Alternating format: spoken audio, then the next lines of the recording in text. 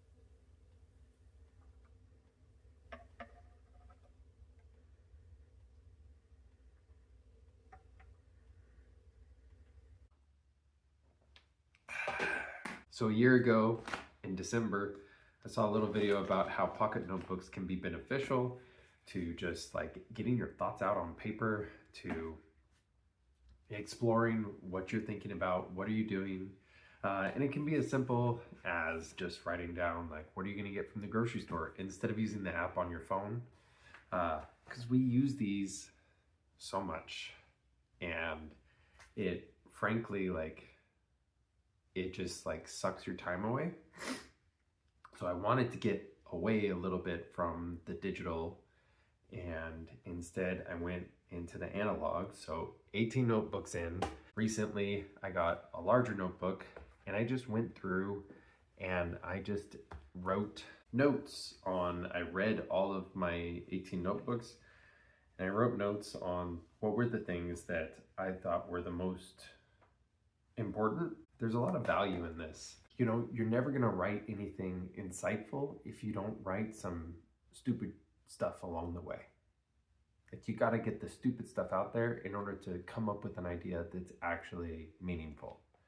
So I've been carrying this little thing around. I've got 2 pocket notebooks in here and I've got some pens and writing different ideas down for ways that I can improve as a father, ways that I can improve my coffee roasting. I jot down notes from work.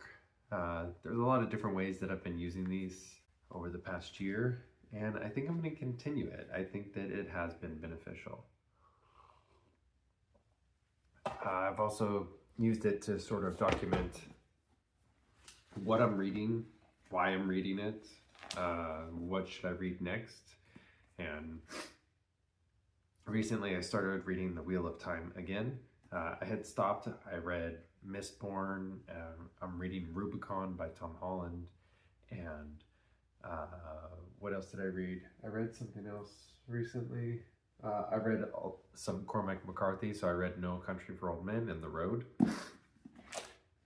which The Road was amazing. But then I dove back into Wheel of Time and I'm really enjoying it. So I'm gonna go ahead, I'll finish off the series. I don't know how quickly I'll finish it off, but I'll finish it off. Tangent, but about Wheel of Time. This is book 9. This is supposed to be the slog, so it's supposed to be like there's not a lot happening and whatnot. But in about a week, I read half of this book. It's not a small book. It's 600 pages, but I'm not really finding it all that sloggy. I actually feel like Yes, it is focusing on some of the aspects of the series that have been a little bit more boring, have been a little bit harder to get through. But I think that Robert Jordan's writing style has improved in that time frame. Initially, when he was writing some of these perspectives, it was more route. I think that when people were going through the series initially, when it was initially coming out, they were wanting the big bang for your buck, like action sequences. And like I mentioned in the last book, Path of Daggers, the end sequence was like a little weird. It was a little disjointed, so you didn't get as much of that like action-packed finish. So I think what Wheel of Time fans are saying is that they really liked the action-packed sequences. The slog is where those action-packed sequences slow down or there's not as many of them.